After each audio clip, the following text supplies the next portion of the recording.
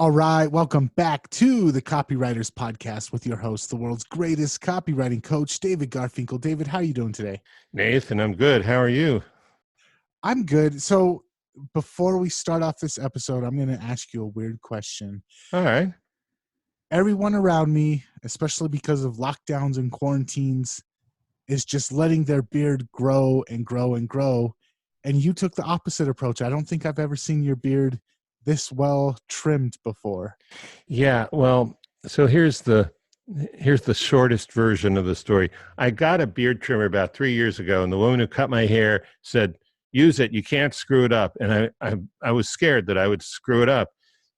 I finally had no choice. So normally I would just let the person who cuts my hair, let her do it, but can't see her. So I thought, all right, I'll do it. And it's not hard to do. And I didn't screw it up too bad anyway. Nope. It was a shocker because all of my other clients have doubled or tripled their facial hair. And I get on the call with you and I'm like, wait, David's well groomed. What's going on here? I like to be a contrarian anyway. If everyone else is letting their beard grow, I'm going to trim it neatly for the first time in my life, you know? Nice. Okay. So what do we got lined up for this week's episode? Okay. So question. Have you ever bought something online and wondered why it seemed like such a no-brainer? Maybe you were even thrilled with what you bought after you got it, but you still don't know why you felt such a push to push the buy button. There are so many promotions, on the other hand, that just bomb. And what's the difference? Why is this? And most often, it's the same reason, positive and negative. It's the offer.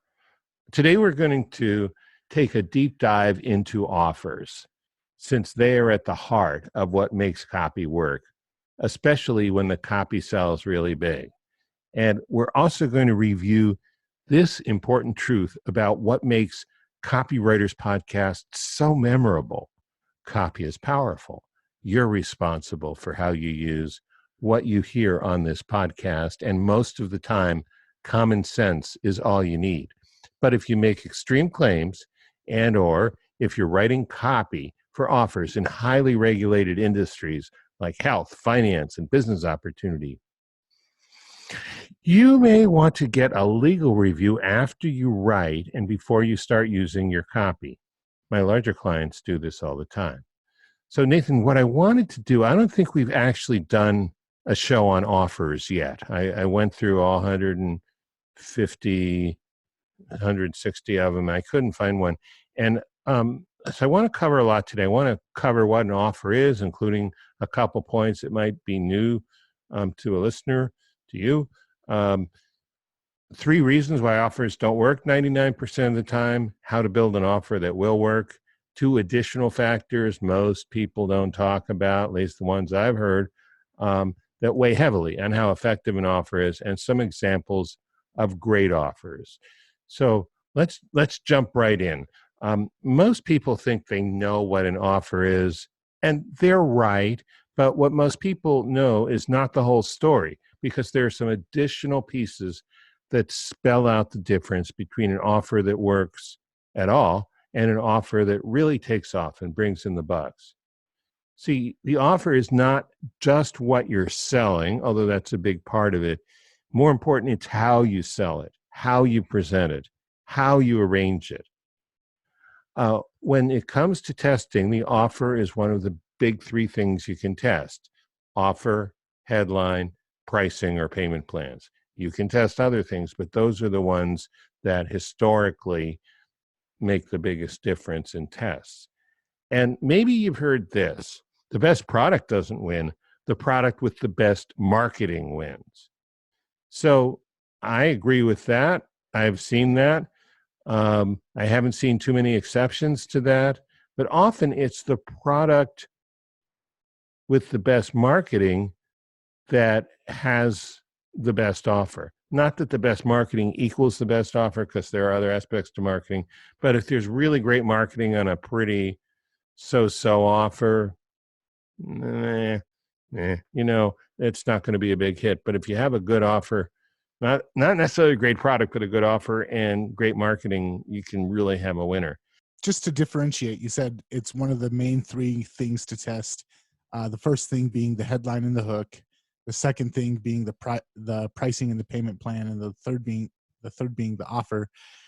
I think that a lot of people, I know that this was something that I had trouble differentiating in my head, which is what's the difference between the offer and the pricing. A lot of times people might think the pricing is either the offer or a part of the offer. Where would you say they'd be wrong in that thinking? There's a link, especially if you're going to do what's commonly known as the value build to the price drop, and then the fact that the price is so much lower than the value um, makes it an offer. But there are a lot of things you can do with pricing. I mean, down to the very granular. Ted Nicholas reported that way back in the day that the Wall Street Journal had tested $7.77 as the best price for a subscription to the Wall Street Journal. And as a result, every marketer in the world ended their price with 7 cents. That's not really an offer, that's the price. You can also have a payment plan, the guarantee, or don't pay for 30 days. That can be part of the offer.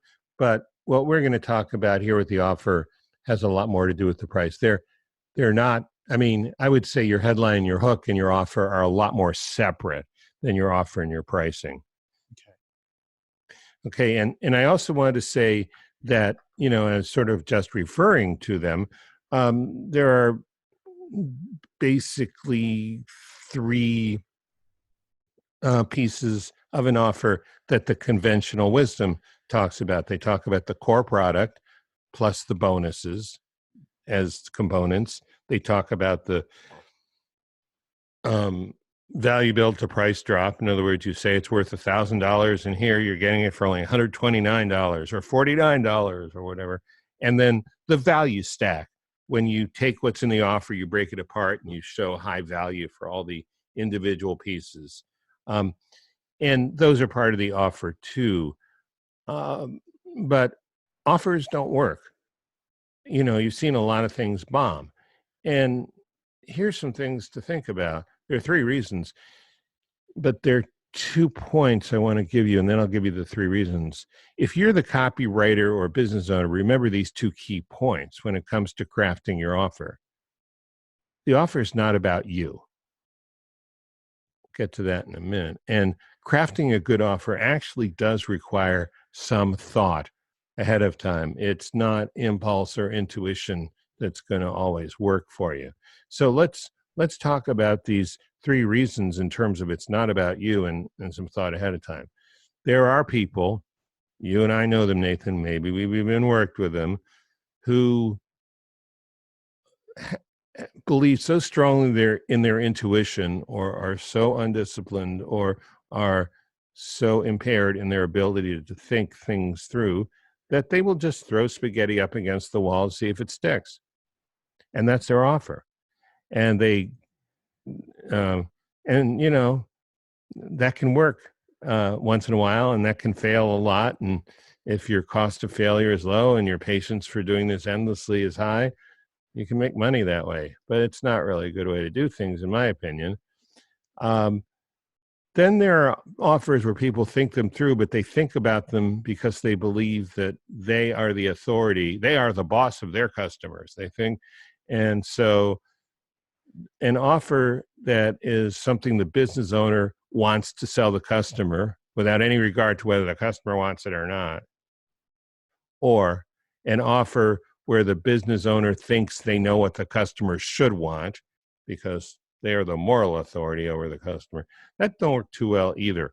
Can work when you've got a cult, when you've got a business designed like a cult, it can work really well, but most businesses aren't, and I wouldn't want to depend on that myself. So what should business owners do to make offers work? They should create an offer that's a watertight fit with what the customer already wants. I mean, it seems so obvious, right? I mean, how often have you taken on a client where the main problem they had. They had a great product, they had a good target audience, but they had one of those problems.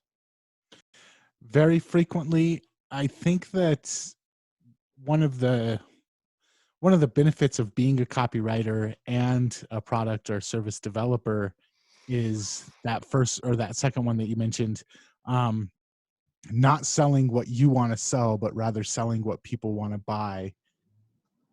As a non-marketer, non-copywriter business owner, I had the hardest time getting that through my head. But once I started writing copy and marketing, all of a sudden I realized, oh, that's so important. And it stopped being about, this is what I'm passionate about selling, and started being about, this is what people are passionate about buying.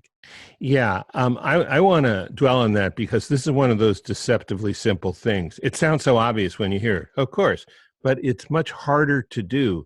You put a lot of yourself, a lot of your time, a lot of your ego into um, your business, and then just developing the wherewithal, the confidence, and the skills, and the resilience in your business. And you'll be damned if some customer is going to tell you what to offer, except your customers are the ones who pay you. They may not exactly be your bosses, but they're the ones who provide the funding for your business. But so it's hard mentally, emotionally to do that sometimes. Mhm. But I've worked with a lot of people that have built up a big audience, and then they come to me and they say, okay, we've got this audience of 10,000 people. We want to figure out how to get them to buy this. And my first immediate question is always, well, why not figure out what they want to buy and sell them that, rather than try and figure out how to convince them into buying what you want to sell them? and And and of course their answer is because they should buy what I want to sell them. yeah, but a lot of times you get that aha moment, and you get to watch it when someone finally figures out, oh, this is the secret of success. Yeah, it's deceptively simple. So I'm this next part of the show, I'm not going to repeat what we just went over. It might be worth repeating the rolling back the tape a little bit or the audio file, but because there's a lot in there which we just covered. But I want to talk about how you can build an offer that will work.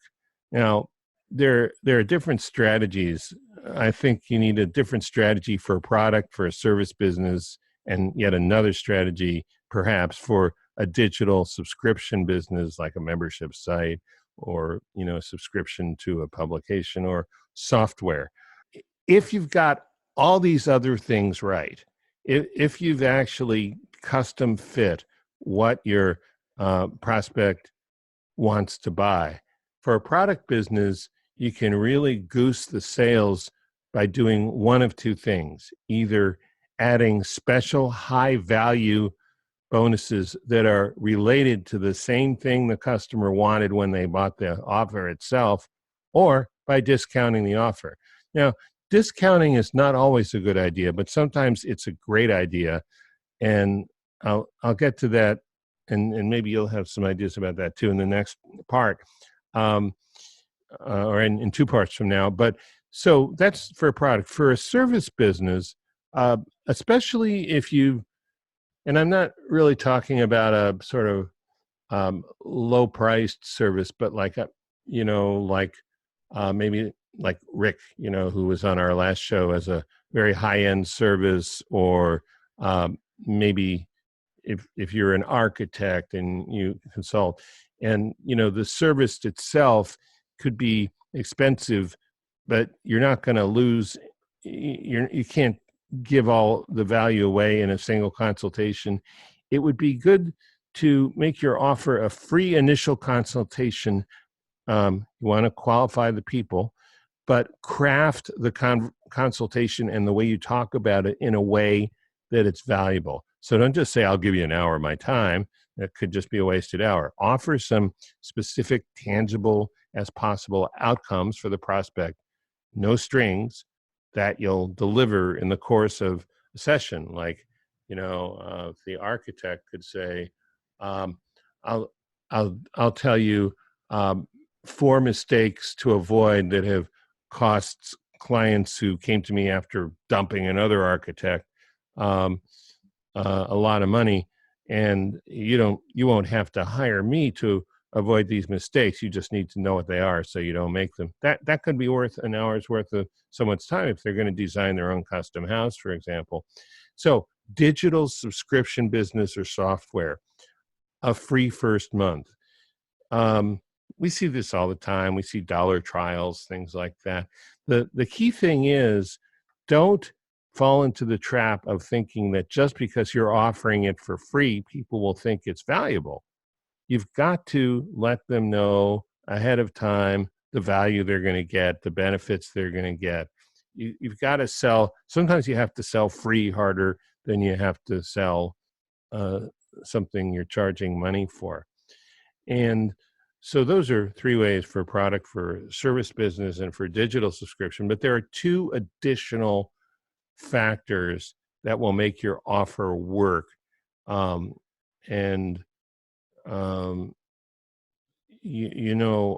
I think that people know more about the first one than the second one.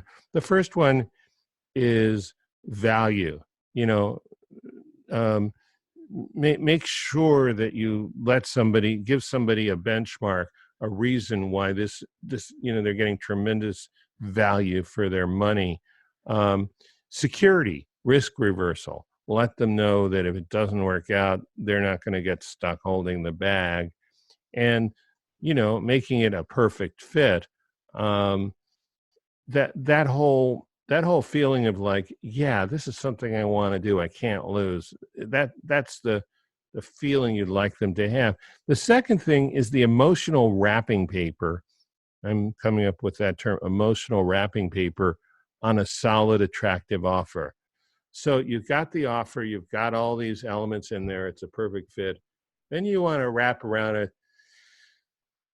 This is the relief you'll feel when you don't have this problem. This is the excitement or the confidence you'll feel when you have this new skill.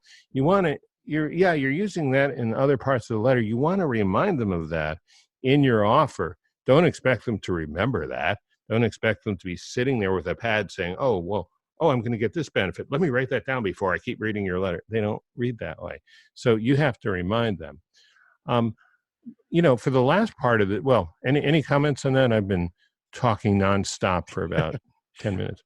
I've heard it be said that you don't sell the features, you sell the benefits. I think a lot of times on the offer, it's not really about selling the benefits, it's about selling the transformation. And when you said the emotional wrapping paper, reminding them of how their life is going to be transformed, how their emotional state is going to be transformed, how their status or their whatever the new way of being that is way better than the way that they're living life right now, reminding them of that when you're going for the final close or the final positioning of the offer is, like you said, to expect them to figure that out. You're going to be losing money. If you always say, if you do the hard work, the money will flow into your pocket. So by reminding them of that transformation, that emotional transformation, status transformation, way of being transformation, right then at the end where you're making your offers, it's one of the things where I see people just forget it a lot. And it's one of those simple things where you just add that in and all of a sudden the offer has so much more punch to it. Yeah, and it works too. People are looking for that.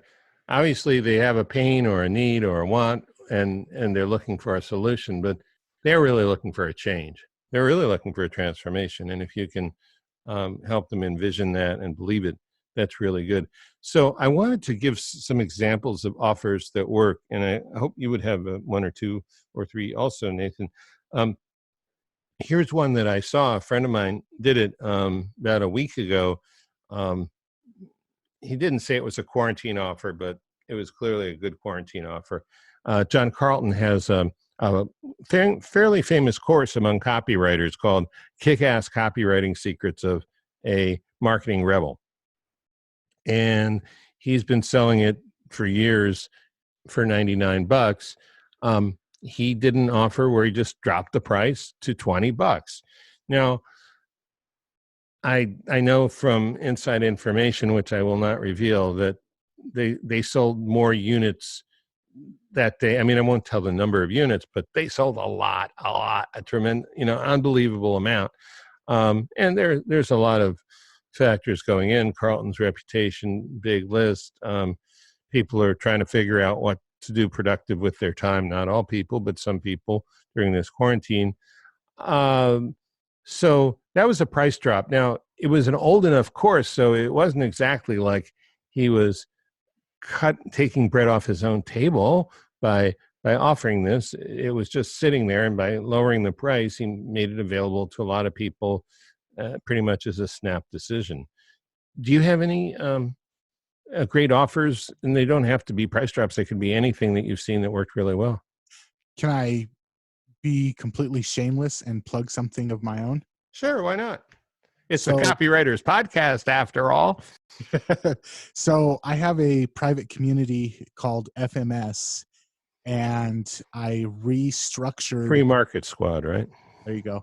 I restructured the positioning of it recently, whereas it used to be, hey, this is how I made so much money and turned two profitable businesses into life-sustaining ventures, and these are the people that taught me everything that I know about marketing and copywriting, and without what they taught me, I would not be successful. If you've got a business and you want to join and learn from the people who taught me, here's a really great way for you to do that.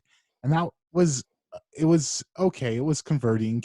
When all of this hit, though, people's mindset was different. And so I repositioned, same offer, same everything, join the community, get access to the trainings, but I repositioned it. I positioned it as, throughout history, economic times have gone up and gone down. And throughout that time period, there have been certain people who, no matter what, end up making a killing while everybody else is losing everything. These people are building empires, and they have a couple of secrets that you never get taught in school.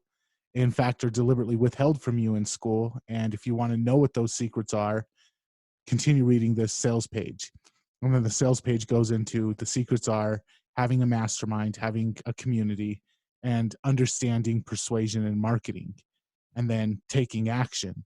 And the offer is, if you join this network, you'll have access to a community, you'll learn the marketing, and you'll learn the stuff that separates the people that can make money in any economy from the people who can only make money in a good economy. And just that simple pivot, the old thing was, hey, make a lot of money and be your own boss. And the new thing was, hey, even when times are tough, certain people are able to come out and make a killing. If you want their secret, here's what it is. That simple switch on the offer, in the last week and a half, every single day I'm having people flood the community. So knowing where people's psyche is at and tailoring your offer to what's going on in their head, so important. That's a really great example. And let me ask you a question. Did you change the price? I did change the price. I actually decreased the price by a significant amount. But the funny thing is, the increase of people coming in has more than compensated for what I reduced the price. Yeah. So the next offer I want to talk about also was a price drop. And it's interesting. I don't always recommend decreasing prices, but now's not a bad time to use that strategy, depending. Now, this actually happened before the quarantine took effect, about a month before. A guy who makes virtual instruments named Kirk Hunter has this incredible orchestra that's all virtual orchestra, traditional percussion, strings, brass, woodwinds. And my teacher, who is very picky and knows the field, said this is a great deal. It's normally $500. And because Kirk Hunter was retiring this version to come out with a even fancier, schmancier version. He was dropping the price again 80% to $100. I bought it right away. But when you look at it from the marketer's point of view, he could have just thrown it away, said this is legacy. He could have just included it with the new version, or he could have sold it for $100. So it was sort of a win-win in that way. I guess those. If you have any other examples, or we can wrap here.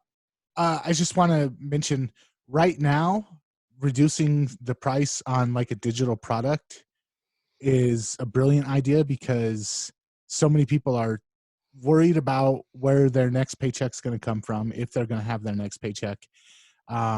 If you are offering a digital product, it can, if people see a reduced price and it's at the same time that they're having a reduction in their own money, they're going to see it as goodwill rather than, oh, there must be something wrong with this. So I think that the Carlton offer, my offer, and the Kirk Hunter offer, the one thing that they all had in common, which normally we'd say, don't reduce price, don't try and sell on price. But right now it's, hey, we understand where you're coming from, and we want to make this available to you, even if you don't have what you could use, what we usually sell this for. And so it doesn't seem like there's something wrong with it. That's why they're discounting it. It seems more like this person cares about me and they're trying to make sure that I can have access to this thing that I really want. And therefore it's a no-brainer to take advantage of it. Yeah, thanks. That spells it out really well. Because again, most of the time, well, let's say during normal times, whenever you offer a discount, you need to come up with a reason. Now you can state the reason or not, but you don't need to come up with the reason quite in the same way anymore. It doesn't seem like you're desperate. It seems like you're compassionate. Yeah. So that little piece of context can completely change the power of the offer. I guess as we're leaving, just I wanted to emphasize little things like that, the context, the way that the position the market's in right now, the things that are going on in your market's mind, those things impact the power of an offer just as much as anything that you write. That's great. All right. Well, let's wrap it up then. All right, David, if people want more episodes of the podcast, where's the best place to go? They should go to copywriterspodcast.com. Awesome. All right, man. Until next time, we will catch you later. All right. Catch you later. Thanks.